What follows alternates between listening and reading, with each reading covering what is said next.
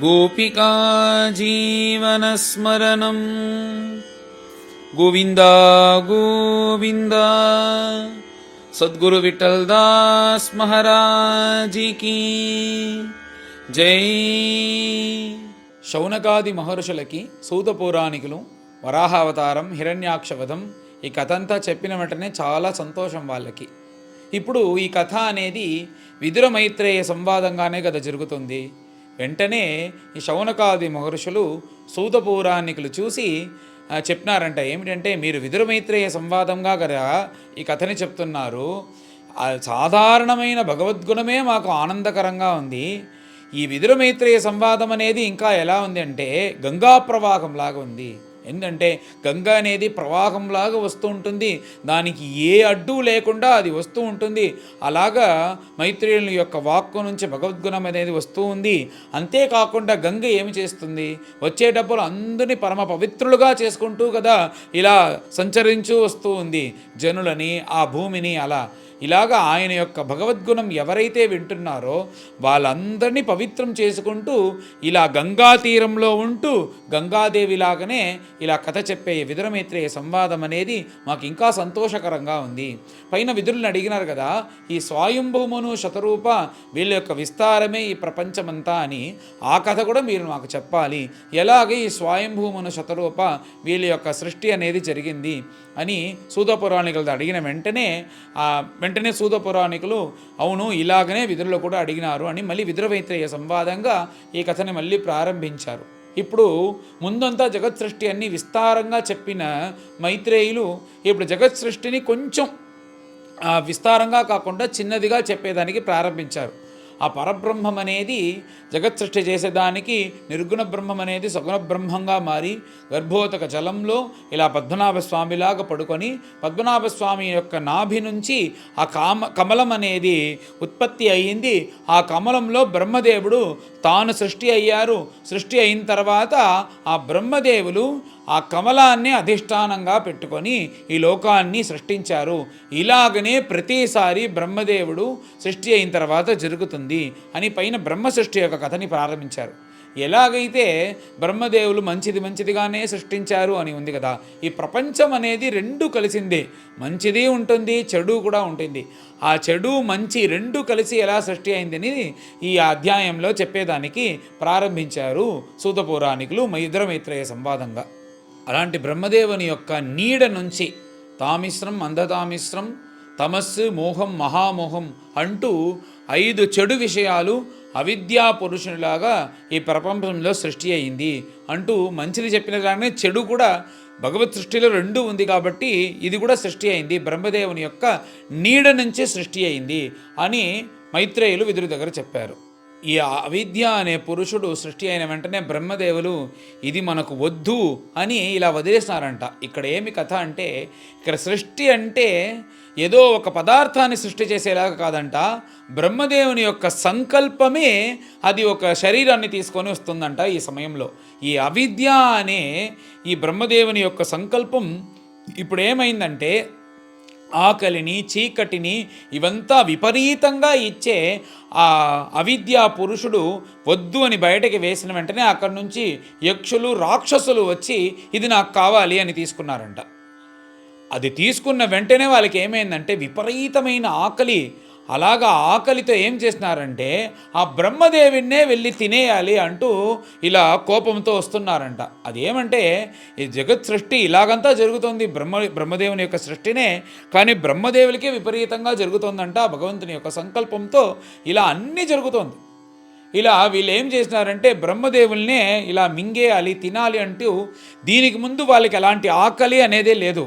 ఇప్పుడు దీన్ని తీసుకున్న వెంటనే అలాంటి ఘోరమైన విపరీతమైన ఆకలితో బ్రహ్మదేవుల్నే తినేయాలి అంటూ బ్రహ్మదేవుల్ని చూస్తూ ఇలా వచ్చేటప్పుడు వెంటనే వాళ్ళందరూ బ్రహ్మదేవుల్ని మింగేయాలి అంటూ ఆకలితో ఇలా వచ్చేటప్పుడు బ్రహ్మదేవులు ఉన్నారంట, అలా చేయకూడదురా, నేనే మిమ్మల్ని సృష్టి చేశాను, మీరు వచ్చే చేయొచ్చా అని అడిగిన వెంటనే అక్కడ ఒక రాక్షసుడు ఉన్నాడంట. వాడేమన్నాడంటే, ఆ ఆకలి వచ్చిందంటే నాన్న లేదు కొడుకు లేదు తినేస్తాం రండి అంటూ ఒకడు చెప్పిన వెంటనే అందరూ బయలుదేరుతూ ఇలా బ్రహ్మదేవుడి దగ్గర వచ్చినారంట.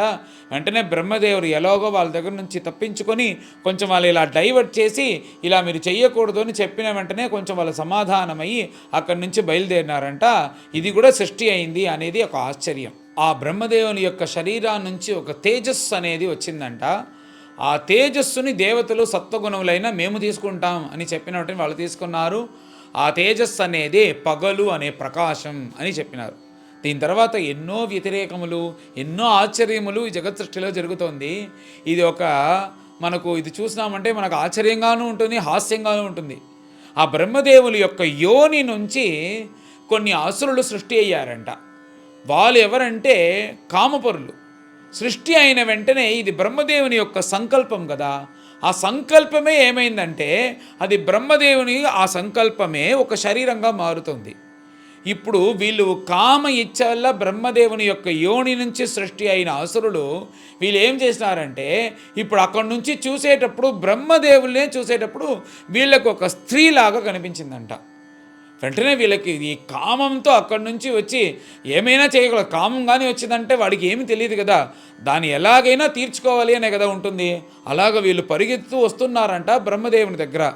ఇదేమి ఆశ్చర్యం, వీళ్ళు ఏం చేయబోతారు నన్ను అని ఇలా బాధపడుతూ ఉండేటప్పుడు పైన భగవంతుని అడుగుతాను. ఒక్క క్షణం భగవంతుని ధ్యానం చేసిన వెంటనే భగవంతుడు దానికి బదులు చెప్పినాడంట, మీ యొక్క సంకల్పమే ఇలా అన్నీ సృష్టి అవుతుంది. ఇప్పుడు మీరు ఒక స్త్రీలాగా ఆ అసురులకి కనిపిస్తున్నారు. అందుచేత మీ సంకల్పం అనేది ఒక స్త్రీలాగా ఉన్నిందే, దాన్ని మీరు వదిలేసినారంటే దాని వెనకాల వీళ్ళు వెళ్ళిపోతారు అని భగవంతుని చెప్పిన వెంటనే ఇది కూడా మంచి ఆలోచన అంటూ ఇలా ఆ శరీరాన్ని విడిచిపెట్టారంట బ్రహ్మదేవులు. అది ఒక శరీరం తీసుకొనింది, అది ఒక స్త్రీలాగా తీసుకొని ఇలా వెళ్తూ ఉండేటప్పుడు ఎలాగైతే మోహిని అవతారం వెనకాల ఆ అసురులందరూ వెళ్ళి ఆ మోహిని అవతారంతో మోహమయ్యారో అలాగనే ఈ స్త్రీ వెనకాల వెళ్తూ ఆ స్త్రీతో మాట్లాడుతున్నాడంట. నువ్వు ఎలాగైనా నన్ను పెళ్లి చేసుకోవాలి, నేను నీతో సుఖంగా ఉండాలి అని అనుకుంటున్నాను. ఇలా మాట్లాడుతున్నప్పుడు సరే సరే సరే అని చాలా దూరం తీసుకువెళ్ళిన తర్వాత ఆ స్త్రీ అనేది మాయమైంది. అదే సంధ్యాదేవత అంటూ ఈ సంధ్యాదేవత యొక్క సృష్టిని చెప్పారు. అలాంటి జగత్పితామహులైన బ్రహ్మదేవుల యొక్క శరీరం నుంచి శృంగార భావంతో చాలా అందంతో అతి సుగంధంతో ఒక సంకల్పం అనేది సృష్టి అయింది. ఆ సంకల్పమే ఒక శరీరంగా వచ్చింది. ఆ శరీరం ఇలా బయటకు వచ్చిన వెంటనే ఇప్పుడు గంధర్వులు సిద్ధులు దాన్ని చూసినారంట, మేము దీన్ని తీసుకుంటాం అంది తీసుకునేసినారంట. ఇప్పుడు ఆ బ్రహ్మదేవుని యొక్క ఒక్కొక్క శరీరాన్ని ఒక్కొక్కరు కావాల్సిన వాళ్ళు తీసుకుంటున్నారు కదా. మోహం అనే శరీరాన్ని మొదట ఉన్న యక్షులు రాక్షసులు తీసుకున్నారు, తర్వాత తేజస్సుని దేవతలు తీసుకున్నారు, తర్వాత ఈ కామంతో వచ్చిన దీన్ని అసురులు తీసుకున్నారు. ఇప్పుడు ఈ అందంగా అతి సుగంధంగా ఉండే ఈ శరీరాన్ని గంధర్వులు తీసుకున్నారంట. అందుకే గంధర్వులు ఈ ప్రపంచంలోనే అందంగా ఉంటారు. ఇప్పుడు రామచంద్రపులుడు కూడా వర్ణించేటప్పుడు గంధర్వరాజ ప్రతిమం అంటూ గంధర్వుల యొక్క రాజ చిత్రకేతు ఎలా ఉంటాడో అంత అందంగా ఉంటాడు ప్రభువులు అని వర్ణించేటప్పుడు అందరూ గంధర్వులతో పాటు పోలుస్తారు. ఎందుకంటే గంధర్వులే ఈ ప్రపంచంలో చాలా అందమైన వాళ్ళు. అలాంటి బ్రహ్మదేవుని యొక్క అందమైన ఆ సంకల్పం, అతి సుగంధమైన శృంగారమైన ఆ శరీరాన్ని గంధర్వులు సిద్ధులు తీసుకున్నారంట. ఈ భూలోకంలో జీవించే మనుష్యులకి దేవతలకి కొన్ని విషయాలు సామ్యంగా ఉంటుందంట. అవి ఏమిటంటే జగత్ సృష్టి పితామహులైన జగత్ సృష్టికర్త అయిన బ్రహ్మదేవులకి కూడా సోమరితనం అనేది ఉందంట. ఎలా మనుష్యులకి ఉందో ఆ సోమరితనం నుంచి ఈ పిశాచులు అనేవాళ్ళు సృష్టి అయినారంట. సృష్టి అయిన వెంటనే వీళ్ళు కూడా ఏం చేసినారంటే బ్రహ్మదేవుని గురించి ఇలా వస్తున్నారంట. శరీరంలో వస్త్రం లేదు, వాళ్ళకి ఇలా తల జుట్టునంతా ఇలా విరబోసుకొని బ్రహ్మదేవుని దగ్గర ఇలా బ్రహ్మదేవి కోపంతో ఇలా వస్తున్నారంట. వీళ్ళని చూసిన వెంటనే బ్రహ్మదేవులకే ఒక్క నిమిషం భయం కోపం అన్నీ తోచి ఇలా కళ్ళు మూసుకున్నారంట. బ్రహ్మదేవుడు కళ్ళు మూసుకొని ఇలా ఆవలింతగా ఇలా నోరు తెరిచిన వెంటనే ఆవలితో అప్పుడు ఆ నోటి నుంచి ఒక శరీరం అనేది బయటకు వచ్చింది. ఆ శరీరాన్ని తీసుకొని ఇది మాకు చాలు అంటూ పిశాచులు దాన్ని తీసుకొని వెళ్ళిపోయినారు అనేది ఈ జగత్ సృష్టిలో ఒక విషయం. జగత్పితాములైన బ్రహ్మదేవులు తన యొక్క అతి వీర్యవంతమైన బ్రహ్మ తేజస్సుతో ఒక సంకల్పాన్ని సృష్టి చేసినారంట. ఆ సంకల్పం అనేది ఒక శరీరాన్ని తీసుకొని వచ్చింది. ఆ శరీరంతో సాధ్యులు పితృదేవతలు అనేవాళ్ళు సృష్టి అయ్యారు. కానీ ఏమిటంటే వీళ్ళకు సృష్టి అయ్యారు కానీ వీళ్లకు శరీరం అనేది ఉండదంట. సృష్టి అయినారు కానీ శరీరం ఉంటుంది కానీ కనపడదు. అలా శరీరం లేని ఒక ఆవరణంతో వీళ్ళు జీవిస్తున్నారు.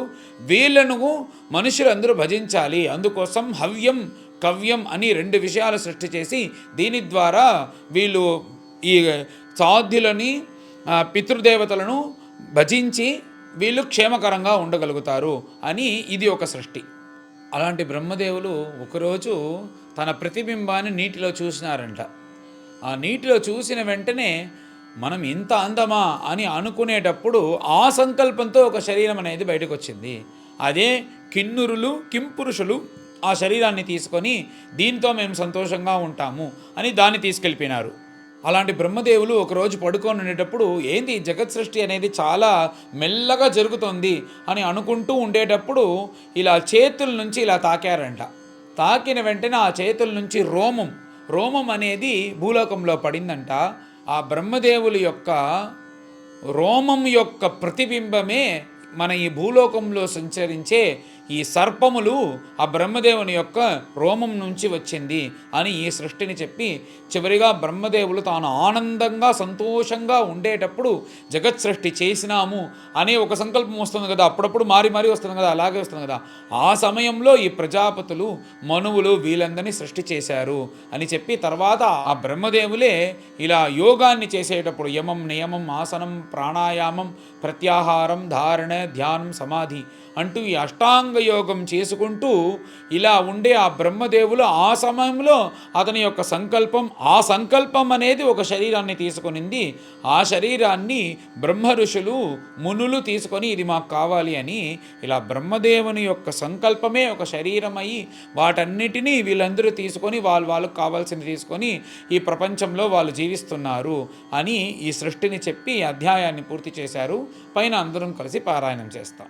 అథ వింశోऽధ్యాయः శౌనక ఉవాచ మహీం ప్రతిష్ఠామధ్యస్య సౌతే స్వాయంభువో మనుః కాన్యన్వతిష్ఠద్వారాణి మార్గాయావరజన్మనాం క్షత్తా महाभागवतः कृष्णस्यैकान्तिकः सुहृत् यस्तत्याज अग्रजं कृष्णे सापत्यम् अघवानिति द्वैपायनादनवरः महित्वे तस्य देहजः सर्वात्मना श्रुतः कृष्णं तत्परांश्चापि अनुव्रतः किमन्वपृच्छत् मैत्रेयं विरजास्तीर्थसेवया उपगम्य कुशावर्तः आसीनं तत्त्ववित्तमं तयोः संवदतो सूता प्रवृत्ता ह्यमलाः कथाः आपो गङ्गा इवाघघ्नीः हरेः पादाम्बुजाश्रयाः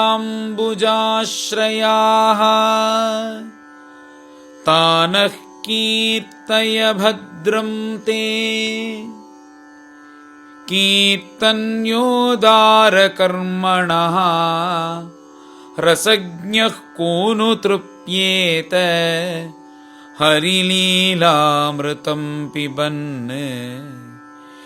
एवमुग्रश्रवाः पृष्टाः ऋषिभिः नैमिषायनैः भगवती अर्पिताध्यात्मः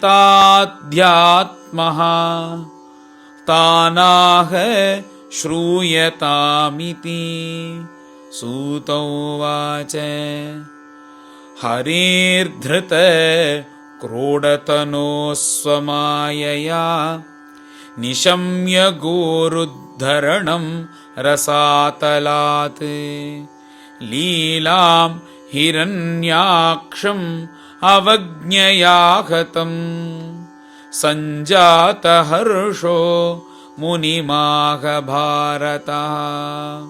विदुर उवाच प्रजापतिपतिः सृष्ट्वा प्रजासर्गे प्रजापतीन् किमारभत मे ब्रह्मन् प्रब्रूहि अव्यक्तमार्गवित्।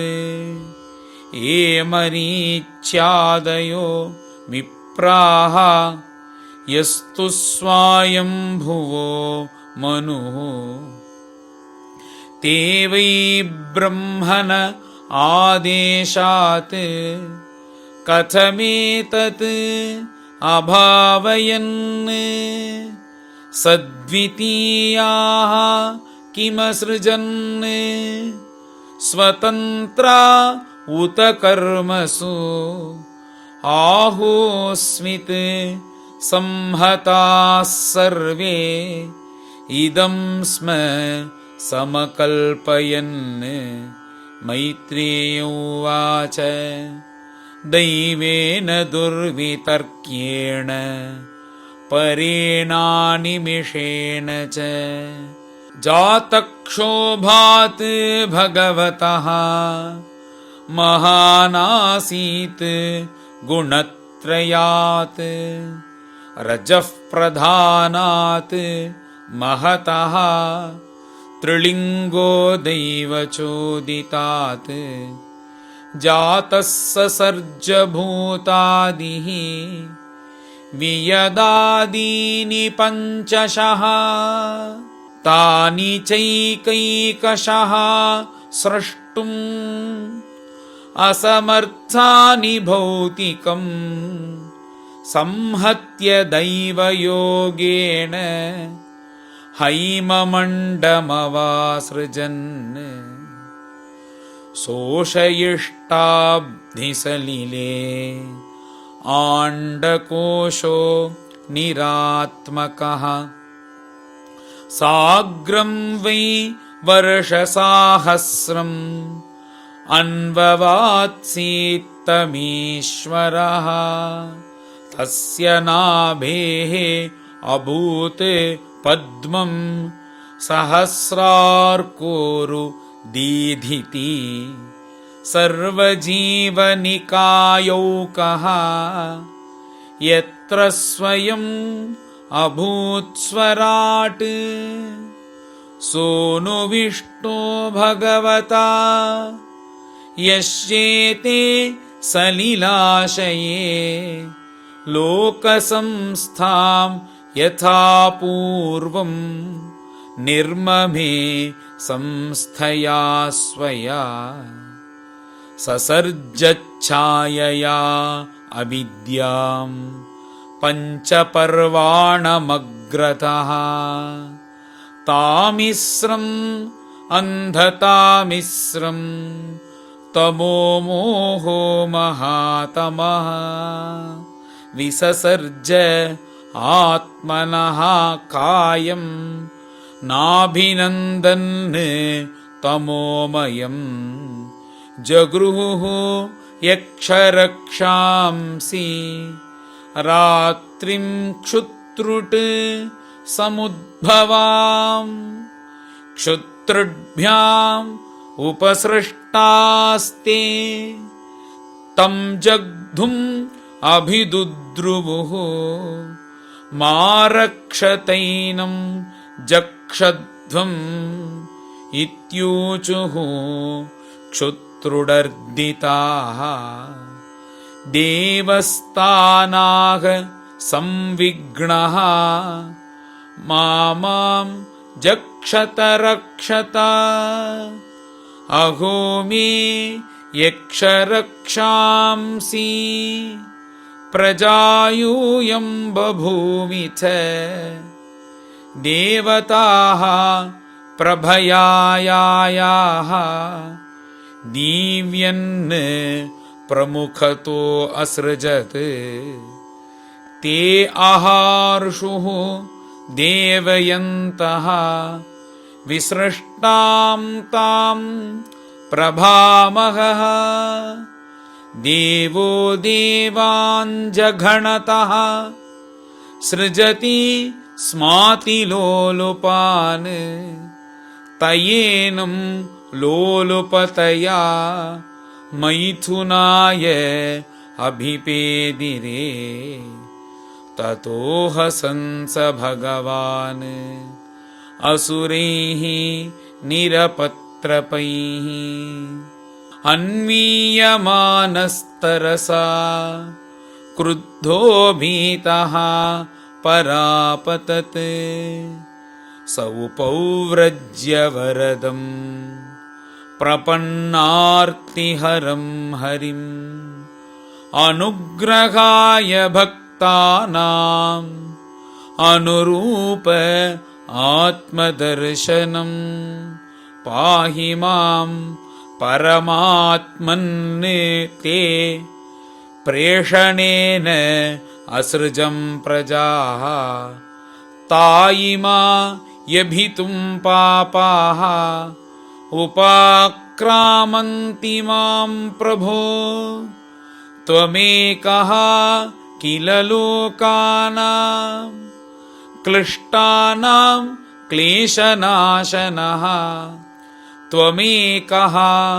क्लेशदस्तेषाम् अनासन् अपदां तव सोवधार्य अस्य कार्पण्यम् विविक्त अध्यात्मदर्शनः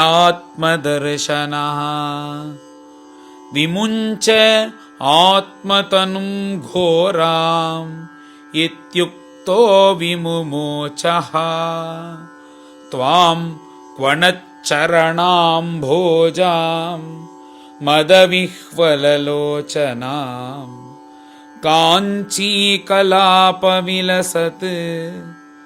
दुकूलच्छन्नरोधसम् अन्योन्य श्लेषयोत्तुङ्ग निरन्तरपयोधरां सुनासां सुद्विजां स्निग्ध हासलीलावलोकनां गूहन्तीं व्रीडयात्मानं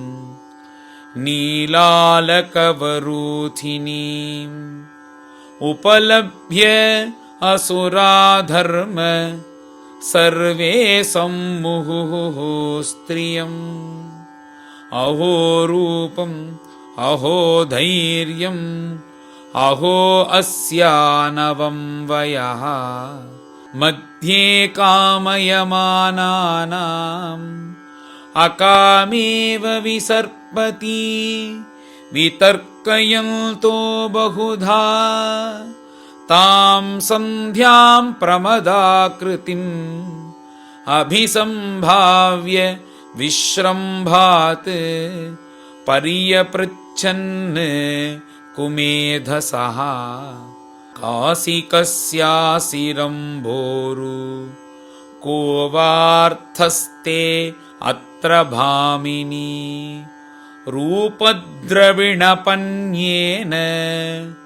दुर्भगान्नो विबाधसे यावा काचित्त्वम् अबले दिष्ट्या सन्दर्शनं तव उत्सुनोषि ईक्षमाणानां कन्दुकक्रीडया मनः नैकत्र ते जयति शालिनिपादपद्मम्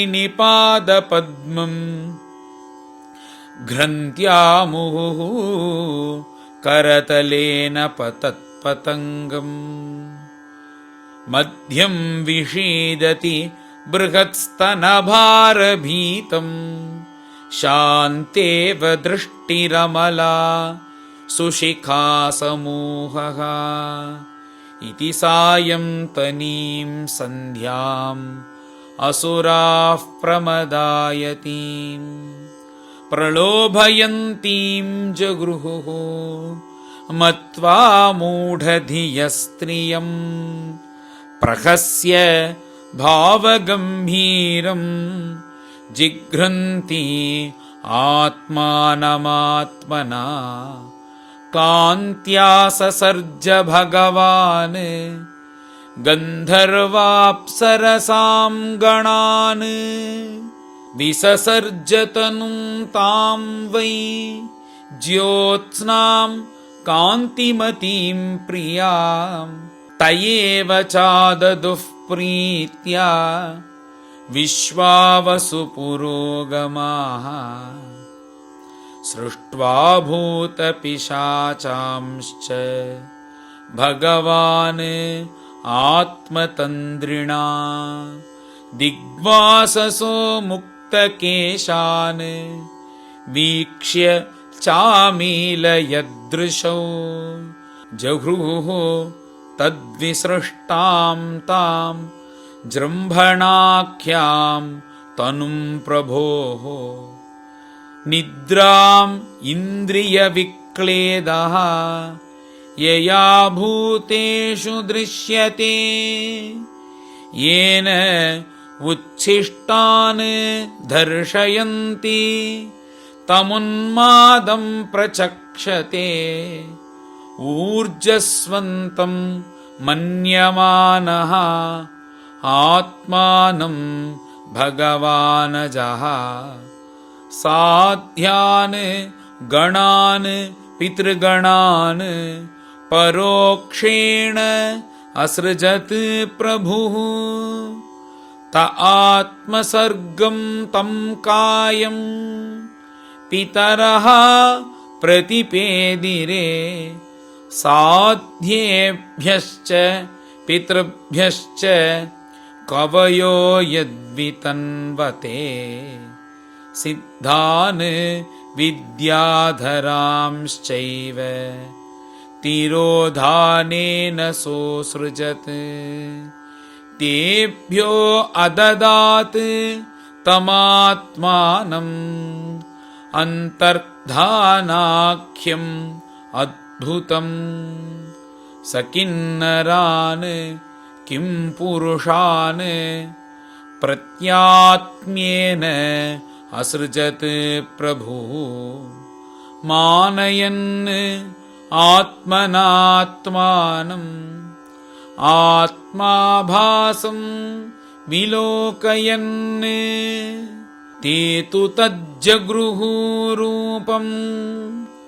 त्यक्तं यत् परमेष्ठिना मिथुनीभूय गायन्तः तमेवोषसि कर्मभिः देहेन वै भोगवता शयानो बहुचिन्तया सर्गे अनुपचिते क्रोधात् उत्ससर्जः तद्वपुः ये हीयन्तामुतः केशाः अहयस्तेऽङ्गजज्ञिरे सर्पाः प्रसर्पतः क्रूराः नागाभोगोरुकन्धराः स आत्मानं मन्यमानः कृतकृत्यम् इवात्मभूः तदा मनून् ससर्जान्ते मनसा लोकभावनान् तेभ्यः सः अत्यसृजत् स्वीयं पुरं पुरुषमात्मवान् तान् दृष्ट्वा ये पुरा सृष्टाः प्रशंसुः प्रजापतिम् अहो ये तत् जगत्स्रष्टः सुकृतं बत ते कृतं प्रतिष्ठिताः क्रिया यस्मिन् साकमन्नमदामहे तपसा विद्यया युक्तः योगेन सुसमाधिना ऋषीन् ऋषिः हृषीकेशः ससर्जाभिमताः प्रजाः तेभ्यश्च एकैकशः स्वस्य देहस्यांशमदादजः यत्तत्समाधियोगर्धि तपो विद्याविरक्तिमत्। श्रीहरये नमः इति श्रीमद्भागवते महापुराणे तृतीयस्कन्धे 20ोऽध्यायः। गोपिका जीवनस्मरणं गोविन्द गोविन्द। सद्गुरु विठ्ठलदास महाराज की जय।